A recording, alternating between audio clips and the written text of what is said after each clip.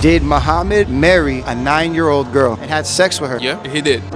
We were evangelizing at a mall in Baltimore and I ran into a Muslim. I decided to interview him and ask questions about Jesus Christ, and this happened. According to the Quran, was Jesus born of a virgin? Yeah. Did Jesus do many miracles? Of course. And is he coming back to fight the Antichrist? Sure. Muhammad was not born of a virgin. No. Who went to heaven in their body? Jesus. Did Muhammad? No. Didn't Jesus create a pigeon from spit in the dirt? Didn't he make life? Yeah. So who's the only one who can create life? It's good. Only God can create life. But- Did Muhammad marry a 9-year-old girl and had sex with her? Yeah, he did.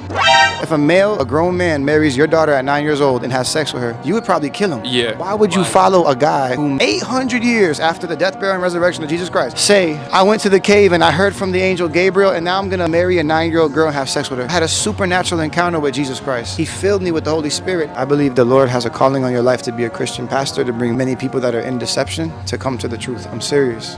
Are we teaching here? God didn't tell Noah to build ark. God never asked Noah to build ark. Noah decided to build ark as his way of communicating what God revealed to him. Are you still in the building? First of all, Jesus believed in the flood model, and it's the basis for the entire authenticity of the Bible. If you can prove that the Genesis story is false, you have destroyed the entire belief system on which Christianity is based. So that's why we use this model to show people that Noah's Ark was real and that the story is true. Hello everybody, good morning, good afternoon, good evening, God bless you. I was privileged to find this video. Come to my feed and I opened it. It was actually the short that I saw and I traced the video, and it is a very interesting topic. And one of the discussions that gets me so angry is the discussion on evolution.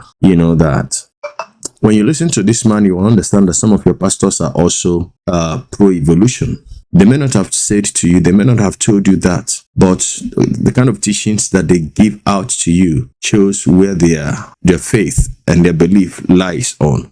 A lot of your teachers and pastors and preachers are, pro-science. Now, science is good. Science isn't bad. But you see, there is nothing that the devil has not infiltrated into. The man you're going to listen to here is also a scientist, a professor, but he is using science to prove some other scientists as liars and to prove people and persons like Abel Damina as liars too. And when I say this, I mean that you must vet. You must be very, very careful of the kind of persons, the individuals you give your ears to. Now, I've said you can listen, but not to everybody. And when you're listening to a person and what he's saying as a pastor or the church you attend, the messages coming out from the church are contrary to the basic lessons and teachings of the Bible. You need to run away from such place. So when I was watching this video and I listened to this man, I felt that I should bring it to you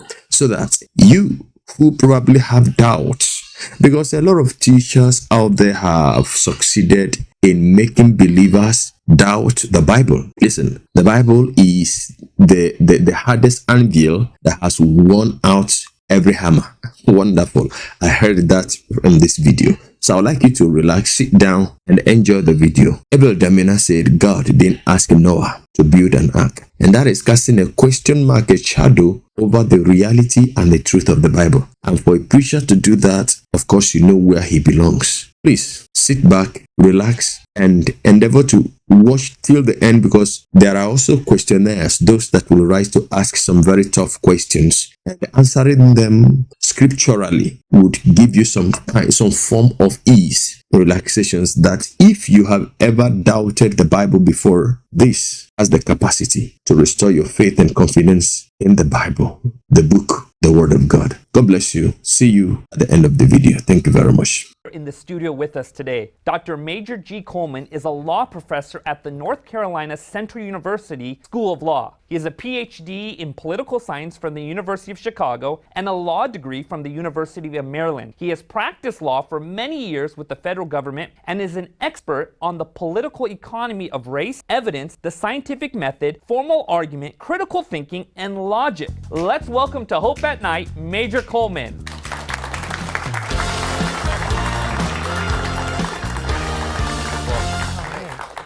Great. Dr. Coleman, thank you so much for being here with us. Thank you. Tell us a little bit about yourself and your background. I grew up in New York. I flunked out of high school in New York, and then I went back to school. Wow. Well, now we also have a special guest here with us. Who else do we have here with you? My wife is here with me. Okay, wonderful. Now, where did she just come from? She just came from Brazil. She just flew in from Brazil. Wonderful, wonderful. Now, we've just been hearing the story of Elise and Mark. Now, how in the world did you come into their lives? Tell us about that. I was teaching, it's just as Mark said, I was teaching a class on African American religion, and Mark was there in his freshman year at the State University of New York. What amazed me about him was his intensity. We spent a lot of time talking about the cross of Christ and how the atonement process works.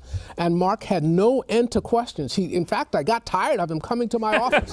Wow, so he kept asking question after question, wanting to understand and investigate this more. Now, what did you present that was so compelling? Well, the first thing we showed them was how the cross of Christ works and how the salvation process works. And then we also told them that the Bible was true and that they could know and understand the evidence for the Bible. Now, how did the other students feel about what you were presenting? We presented the evidence not only to our classes, we had a university-wide program for the entire 8,000 students on the university campus. Wow. What was the name of the program? We called it the Origin Series. Okay, what did you present? Can you break that down a little bit? Sure. We gave them the evidence that the Bible was true. We also had an evolutionary studies program on campus that was teaching our students that the Bible was myth. And I took it as my personal job to demonstrate that that was not true and to challenge the evolutionary studies program to come forward and meet me in public and sign a document that they would engage in a public debate. We offered them $20,000 if they would come forward, sign the document in front, and I had 2 cashier's checks, $10,000 each, that we were going to offer them on Saturday morning if they showed up. And I really wanted to give the money away. I'd been trying for 30 years without success. Wow. And what was the response then from the school body with all this that was happening? Well, on Saturday morning when we had our program, and I had my 2 cashier's checks there, we waited for somebody from the evolutionary studies program to show up, and no one did. No one did. Was Mark there also at that time? Yes. Mark was there every year helping me to set up our back-breaking display. Now, let me ask you a question. With all this that's being presented, was there any issues with the administration or anything like that? Oh, yes, absolutely. The president of the university, who was a trained PhD biologist, took issue with our program, and they published in the student newspaper that they wanted our program to be stopped. What happened? Well, we didn't stop. I wrote a response to that, and I said, we believe in academic freedom. If you have the evidence, come forward and demonstrate it. If you want to shut down our program, there's no better way to do that than to come forward, show that this is mythology, show that the facts are wrong, and certainly I'll be so embarrassed, so humiliated, I wouldn't dare to present this again. What better place to do this than academia? You presented a challenge. You say, hey, look, prove me wrong. I'm willing to admit I'm wrong if you can prove it to me. I said, come forward with all the science that you've got, because I'll be there Saturday morning. Wow, that must have been a remarkable time. Mark, do you remember this experience? Vividly. I remember it like it was yesterday. It was a challenging time. We were waiting. I was expecting someone to come forward, but no one came forward. Wow. Now, how did Elise come into the picture from your perspective? Well, Elise came in as Mark's girlfriend, and she was sweet and cute. She didn't say a whole lot. I didn't really know a great deal about her, but if she was Mark's girlfriend, that was good enough for me, and she was involved with our programs too. I was surprised at how intense she was and the questions that she had and that she wanted answers to them. Wow. So let me ask you this. If a skeptic, an honest skeptic, was coming to you and say, hey, look, I'm on this investigation for truth. I want to understand reality, true reality. Where do I start? What would you say to them in that few moments that you have with them? I would say that we really, as human beings, we really only have 4 tools for knowing and understanding what truth is. Okay, formal argument, science, critical thinking, and strong theory. Actually, as human beings, there's another way that we can learn truth, and we call that revelation. And that comes directly from God, but even that has to come through our senses, and we call that science. And you've been presenting this when you were at that school for how many years? You're going back a ways. I was there for almost 15 years, and we presented that every year on campus. So we took surveys every year here, so we know the impact that we had on students. Okay. Mark and Elise, your life has been changed by the way God used this man. Where are you guys at in life right now? Well, right now, it's been quite a journey. So I went from going to the State University of New York, studying to be a teacher, got my bachelor's and master's, and then midway through my grad school, I just felt this, I would say personally, it was God calling to the seminary, actually after a phone call that I had with Major. Sometimes he just calls me randomly. He's like, hey Mark, I have something to tell you. So he just said, I just see you at seminary, and I was like, this one time that you mentioned it, I do too. So that's where we are. We're in Michigan in the seminary. Wow, so now you guys are studying for ministry right now. Wow, that's fantastic. This is what mentorship is all about. Fantastic.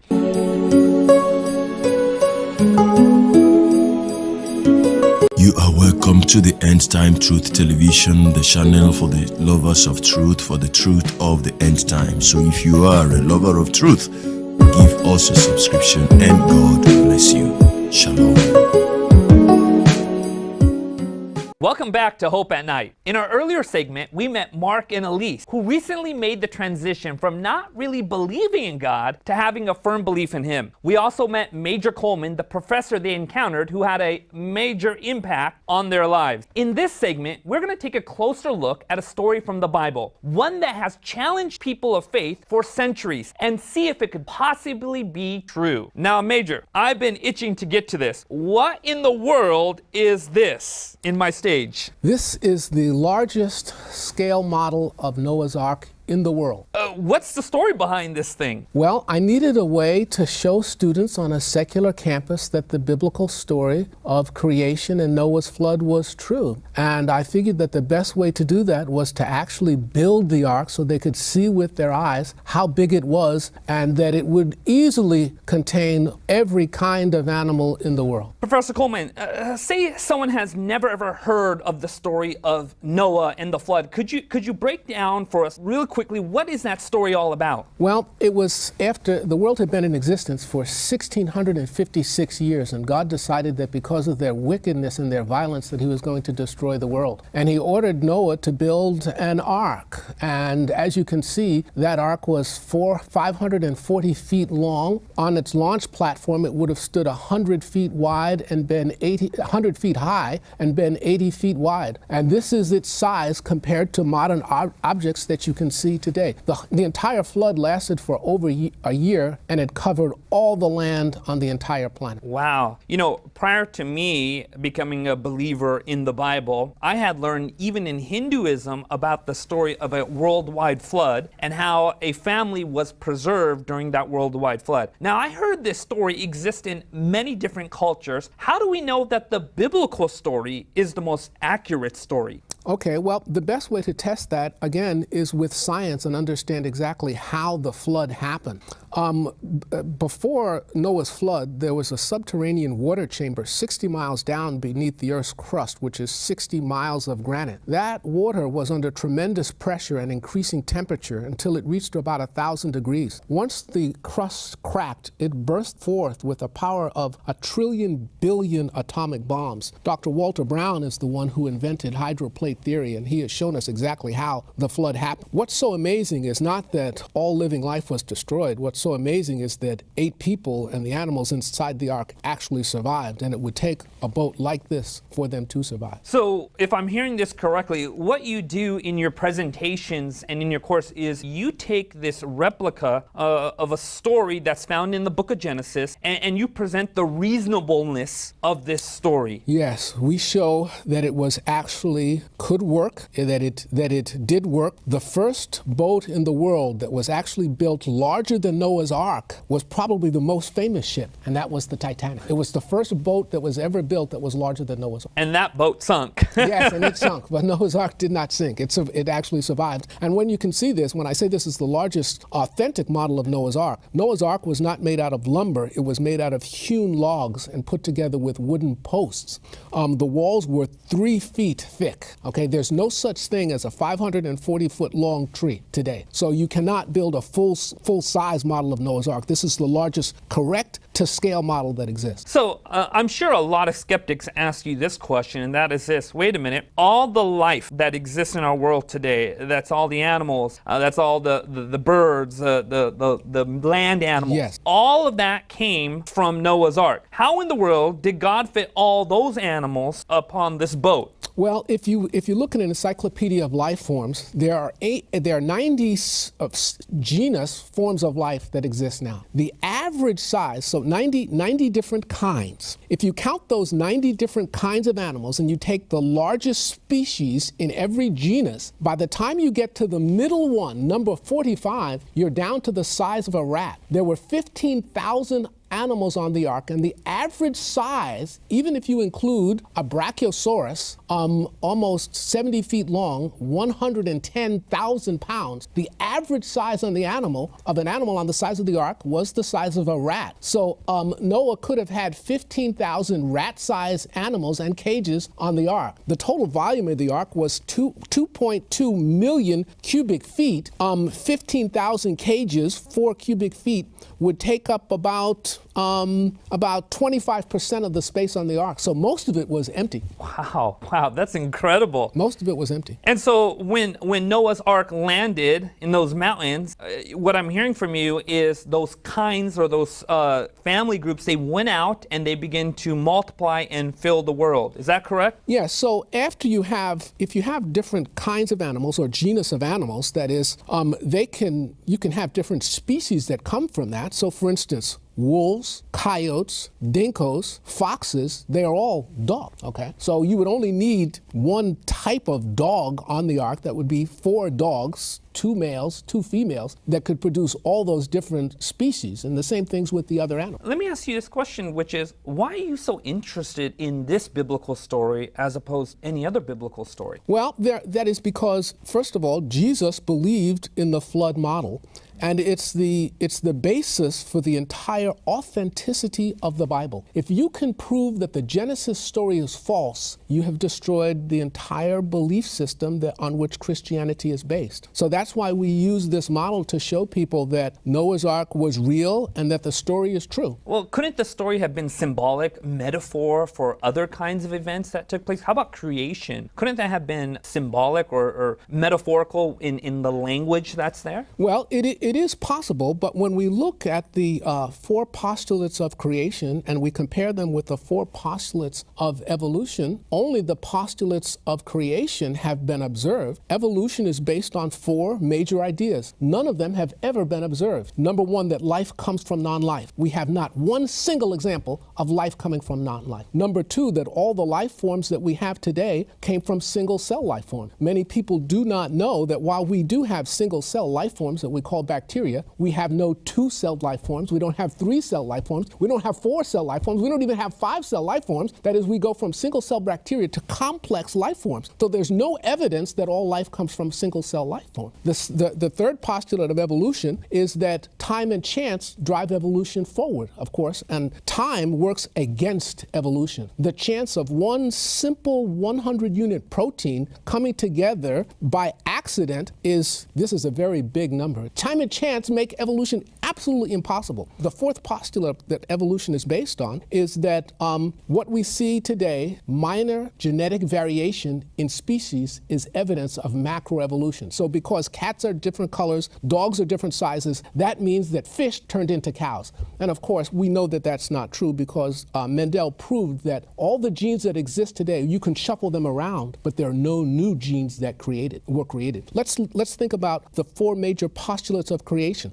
Number 1, where there's a design, there must be a designer. We see codes in DNA. Codes are evidence of intelligence because you have to translate from one language to another. We have not a single example of that happening by accident. Number 2, that the Earth, the solar system, the universe, and the galaxy are young, measured in thousands of years, not millions or billions of years. Many times people ask me, they say, well, Major, you believe in a young Earth, a 6,000-year Earth. Can you show me that that's true without using the Bible? And I say, absolutely. What's the oldest living thing on the planet? The oldest living thing on the planet? Trees. How old are the oldest trees? 4,500 2,500 years. That takes us back almost exactly to the year of the flood, okay, in 2500 BC. Number two, I'm saying, look at the sky. We call solar nebulae. A solar nebulae is what we see from a supernova when a star explodes. It leaves a gas cloud. Because of our radio telescopes that we have now today, we can look deep into space and we can actually count the number of solar nebulae that are there. And how many are there? A supernova takes place about once every 26 years. How many solar nebulae do we have? 6,000 years worth. That's impossible in a universe that is billions and billions of years old. And we have other evidences such as alpha decay that we do in our program that most people don't understand that also shows that the earth is 6,000 years old. So that's the second postulate that proves that the biblical story of creation is life that we see today are the basic kinds of animals and plant life that were originally created. So we can test that. You can breed dogs, you can breed cats, but you can't breed cats with dogs. So there are limits to how far we can go. And lastly, that is experienced a worldwide flood in approximately 2500 BC, 1656 years after the world was created. The world is filled with limestone. Limestone is sedimentary rock. It precipitates out of water. The entire earth was filled with water. Every mountain chain in the world, including Everest, has sea life on top of that mountain. The mountains rose out of the water, so we know that there was a worldwide flood. Let me pose a question to you, and Mark and Lise, feel free to jump in. And that is this. Most people who don't believe in God, card-carrying members of the atheist, they haven't studied molecular biology. Yeah. Why don't they believe and struggle there? Neil, I'm going to tell you, that's a very good question. My answer to that is probably because most of them has not actually seen the evidence that supports the Bible. And that is my job, to actually show them. You're right, most people are somewhere drifting somewhere in the middle. This is a war for ideas, and it's my job to combat these forces of error, particularly in secular campuses, in universities, which is where I work and teach, and show that the evidence supports God's word. God is a God of science. That's fantastic. Mark and Lise, would you like to add to that? I think that even if you're not into all of the science, it's in the media, and it's just like little subtle things here and there. It's just like we grew up watching dinosaur cartoons and just watching Disney Channel, and it's just like, of course the world is billions of years old. And so like when you get introduced the biblical stories, you're just like, that's just like Zeus and Poseidon, or like, okay, maybe there's some reality to it, but that must be metaphorly. And why? Because that's just what we grew up on, and that's what we were indoctrinated to believe. Okay, let me pose this question to you guys. Say someone grows up going to a Christian church. Say they have been surrounded by, a church community and pastors who preach sermons. Are there wrong ideas of God that exist? Wrong ideas of the Bible that exist? Well, certainly they do exist, and they exist in church. Many people don't know that some of the largest religious denominations actually support evolutionary theory, and I'm really sorry to hear that. It is important that people test any church that they go to against the Bible to make sure that it is accordance with the truths of the Bible. Jesus believed in the flood story, and he said that he was coming again and it would be just as in the days of Noah. So if Jesus believed it, it's very difficult for me to understand how you could call yourself a Christian if you don't understand or accept the story of Noah's flood and the creation story. And of course, it's important to understand the science that goes along with that. We have to do, as educators, I'm an educator, I have to do a better job in making sure that people understand and that they know the science, that it's not just based on faith. God never asked for blind faith. It's always based on evidence. I really appreciate this discussion. I think what I'm hearing here is that with the evidence that you are presenting, you are providing space for faith. You are giving people a reason to believe. Yes, and I think that's fantastic. Yes, absolutely. Major Coleman, you see that camera right there? There are people who are watching right now. There are people who are struggling with their faith in God. If you were to look at that camera right there and you were to talk to someone who was struggling, who is maybe a skeptic, someone wrestling with doubt, what would you say to them? I would say, hold on. The evidence is there. God is interested in you. He respects who you are. If you read, if you study, if you seek him with all your heart, you will find him. He has promised you that. The evidence is there, and I am here to help. Wonderful. If someone wanted to find out more about what you're presenting, where would they go? They could go to powerstation.org. That is my website. You can just send me an email, major@powerstation.org, and you can find me. Powerstation.org. That is right, powerstation.org. That's beautiful. Well, it's time to go to a break, but when we come back, we'll get to hear some questions from our live audience for the guest tonight. So don't go away.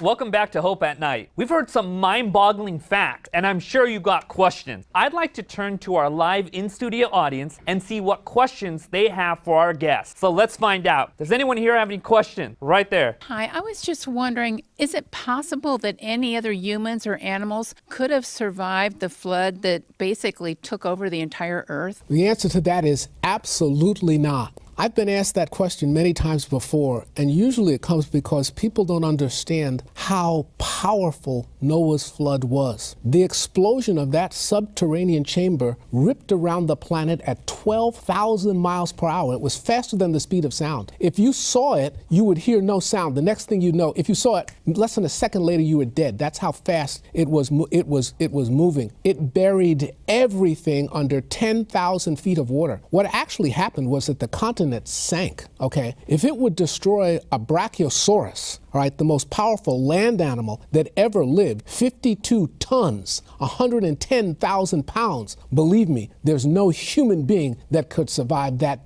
devastation. Dr. Walter Brown has said the power of that explosion was 1 billion atomic bombs. Absolutely not.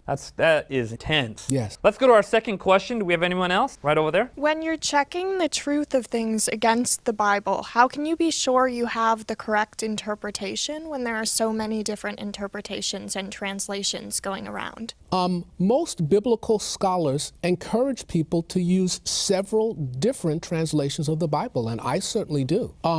Just about all of them are good translations, and they can give you different perspectives. You can use some direct translations from the Greek and Hebrew. You can use paraphrased versions if you want to try to gain understanding. And of course, today with the computers, and we have transliterations of the Bible in Greek and Hebrew, you can look for the Greek and Hebrew words and find out exactly what they mean.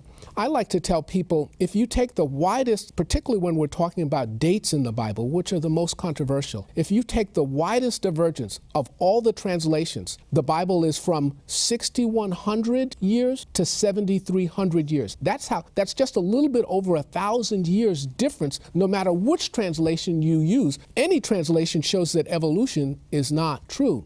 For me, I take the short age, the youngest, 6,100 years. Why? Because that matches the scientific evidence that we have. Solar nebulae, helium decay, and the ages of trees and moon dust. All of those we can measure fairly exactly. We're right almost at the 6,000 year mark. But I recommend that you use different translations to try to, whatever will help and increase your meaning for the Bible. Has there been any evidence to substantiate accuracy of the scriptures we have today? Oh, absolutely. We have many old documents that predate Christ, okay? We don't have the original books of Moses that Moses wrote with his actual hand. But again, some of the best evidence that I have found is that supporting the flood to show that the Bible is true. We have found the ossuary, that is the bone box of Caiaphas, Jesus' brother James. Okay, so for many years, archaeologists refused to believe that Pontius Pilate existed until they found his name carved on a stone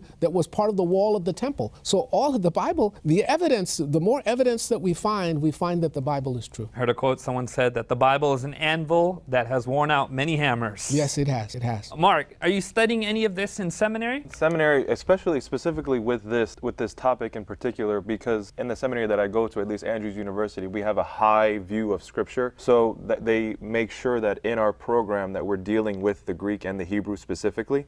So what would happen is we would also say that, adding on to what Major perfectly put, there are so many references. We have thousands upon thousands of manuscripts, specifically Greek manuscripts in particular, that would point to the validation of the authenticity of Scripture. And we treat textbooks as if they were a Bible. So that is something like a textbook where we all seem to learn from can be viewed in that way. Surely the Scriptures can be seen in that way as well. Fantastic. Do we have a third question anywhere? Right over there. This is for the professor. As a law professor, do you sometimes find some conflicts between your spiritual partiality and the laws that you have to teach and practice? And if so, how do you handle that? There are many conflicts between the things that I know are true as a Christian and the laws that we have. Some of them are contemporary laws, some of them are past laws. Probably one of the greatest people that had to deal with that was Martin Luther King Jr. That is, the laws of his day in the Jim Crow era were counter to the laws of God. And he made it very clear, when a human law is not supported by the law of God, we have a duty to disobey such law, okay? And that's a hard thing to do. It's a hard thing for many people to do. So I teach that to my class. That is, there is a higher law to human law. And what's most important is that we know what those higher laws are. So that's what I teach in my jurisprudence class. That's amazing. You know, during the Nuremberg trials after World War II, when the Nazis were brought onto the stand with criminal charges, they were asked, why did you do this? Why did you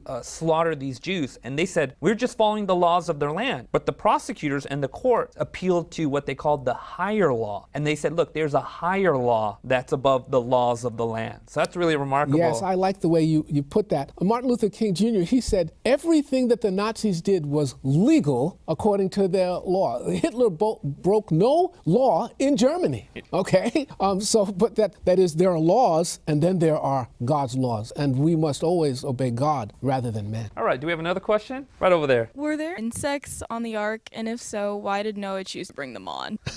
Well, now I'm going to have to be honest. We don't have biblical evidence of that, but however, insects are very hardy, and just like the giants of the sea, which you can see here down in front of the ark, the giant Caranosaurus, a Plesiosaurus, blue whales, the giants of the sea were not on the ark, and certainly while many of them died, sufficient survived for them to exist today. So we're probably fairly certain that there were insects on the ark, on the animals at that time, and they survived the flood. Seeds survived the flood, okay? Even though they could have bought them on the ark, a seed can survive in salt water for over a year, yes, and be carried in the air. Yeah, that's right. That's right. So they survived. Do we have another question? Right over there. So if they were transported, how would you say fish, sharks, dolphin, whales, how are they stored on the ark?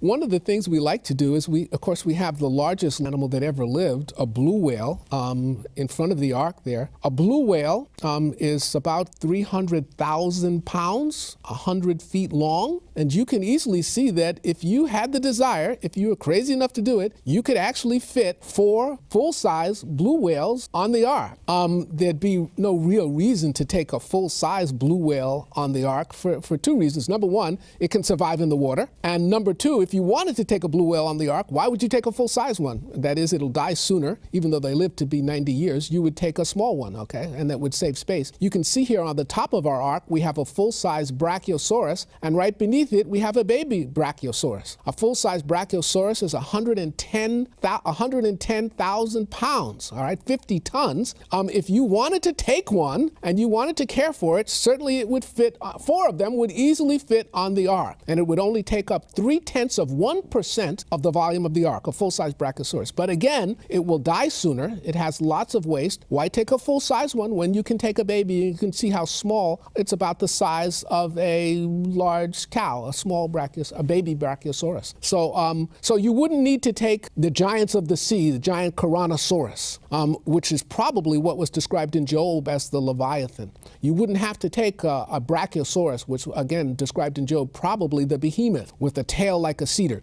You wouldn't have to take the giants of the sea on the ark, and the giants of the land you could take as babies if you just wanted to conserve space. And all of the animals, all of their food, all of their water fit on the first deck of the ark. The other 2 decks were empty. Major Coleman, but where are dinosaurs mentioned in the Bible? Well, I just mentioned that in Job. That is, we have behemoth. It says that he had a tail like a cedar. He says he has bones like bronze and legs like iron. And I'm saying that certainly looks pretty close to a Brachiosaurus to me. The Leviathan, in Job, it says, can you put a hook in its nose? Can you capture it with a harpoon? It says its scales are like iron. And you can see the size. If you look at a Caranosaurus down there low on the ark, you can see its size compared to a human being. It could swallow you, right, in one gulp, all right? Probably wouldn't even have to chew. So they were and the equivalent size of a Brachiosaurus. So there are not only dinosaurs mentioned in the Bible, but we have post-biblical descriptions of dinosaurs. All right, and we even have not petrified dinosaur bones. We have mummified dinosaurs that we have found. That is where it's still skin. So they absolutely had to be. The giants of the land had to be on the ark. That's different from saying that all of the different genus of dinosaurs were on the ark. That doesn't mean that, but certainly some of them were, because we have evidences after the flood that they survived. The lack of vegetation probably is why they went extinct after the flood. Wow, that's remarkable. It helps you recognize that the story of Noah is very much a reasonable story based upon all the evidence that's found. I think we got time for one more question. Yes, I was just wondering, how did the animals that were on the ark, what made them not be able to eat Noah and his family? Like, how did that stop? It says after the flood that Noah and his family, now you have to get all these animals out of the ark, and of course they were very powerful and very fierce, and Noah was afraid of them. That's why God put the fear of man in all of the animals. So there was danger of that, and of course we have an example of a full-size cage that would have been on the ark. Probably after the flood, the animals were so anxious to get off of that they didn't have time for Noah. They wanted to eat something more than the grain that they had been fed for over a year on the ark. So I'm sure that they had better things to do. The good thing is that Noah and his family did survive, and you can see here how small the 8 people that we have next to the white van, how small a human being would be compared to the ark. So they did survive, and of course they were on the 3rd deck. We have 20th century evidence. His family, they had housing on the 3rd deck. You could easily keep all the animals on the 1st deck, and this is an automatic cage. It's automatic watering, automatic waste control. Didn't have to do much maintenance, so they could let them go by themselves. Wow. This has been fascinating. Thank you so much, Mark, Elise, and Major, for being with us today and for sharing with us such an insightful thing. You know, we've been examining the topic of truth and take a closer look at the story of Noah's Ark. Some people look at the story of Noah's Ark as a story of destruction, but it's a story of grace and salvation. Anyone can be saved if they want to be. I'm sure this episode has given you lots to think about on the topic of what is truth and whether or not we can truly trust the Bible as a source of truth. So what do you think? Please follow us on Facebook at Hope at Night, and send in your comments and questions to us there. And be sure to join us next week for another episode of Hope at Night.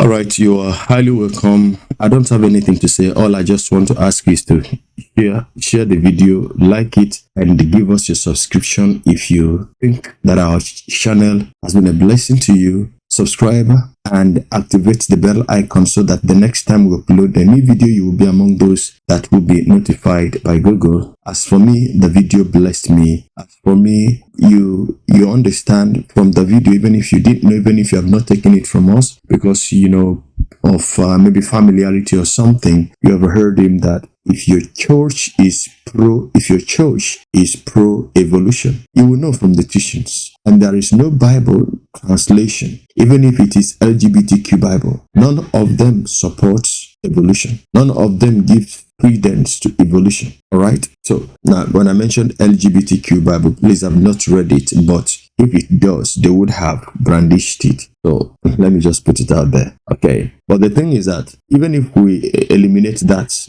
any other translation you have seen, both Roman Catholic Bible, whichever one, Ethiopian Bible, Orthodox Bible, the Bibles that have more than 66 books, none of them are pro-evolution. Every one of them has simply believed and translated to us the truth that the Lord God made the heavens and the earth. It doesn't really make sense when people say something, a big bang happened and then every other thing came in place. Why has it not repeated itself again? Why have monkeys not metamorphosed into humans ever since the first evolution happened? Why are they still giving birth to their kinds today, and their kinds that have never metamorphosed into humans? Why has that not happened again? Why has it not repeated itself again? Because we have been told that history repeats itself. Well, anyway, thank you so much and God bless you. I'll be seeing you in the next video. Till then, let me know what you think about this in the comment section. From me to you. Shalom.